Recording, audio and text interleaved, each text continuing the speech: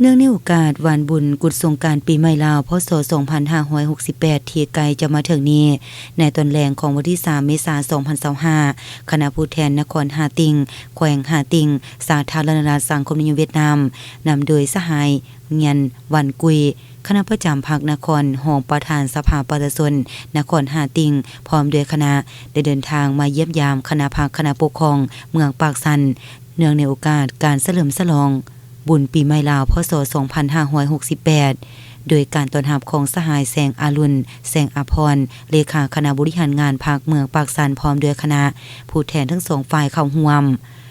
ในโอกาสนี้ในนามต่างหน้าคณะภาคนครฮาติงสาธารณรัฐสังคมนิยมเวียดนามได้ขอฝากความเยี่ยมยามถามข่าวและอวยพรอันประเสริฐมายังสหายคณะภาคบรรดาสหายการนำเมืองปากสันแขวงบุรีคำไซ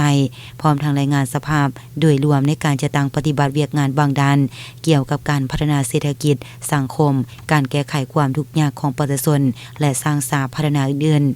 ผู้แทนทั้งสองฝ่ายเมืองปากสันและนครฮาติงยังได้แลกเปลี่ยนทดลองบทเรียนในบางด้านและแผนการพัฒนาเศรษฐกิจสังคมเพื่อให้มีบาทกลางเติบใหญ่ขยายตัวและมีผลสำเร็จในต่อหน้ารักษามิตรภาพอันยิ่งใหญ่ความสามัคคีแบบพิเศษการร่วมมือรอบด้านของสองภาคสองรัฐและประชาชนสองชาติลาวเวียดนามวารวมว่าเฉพาะแขวงบุรีคำไซและแขวงฮาติง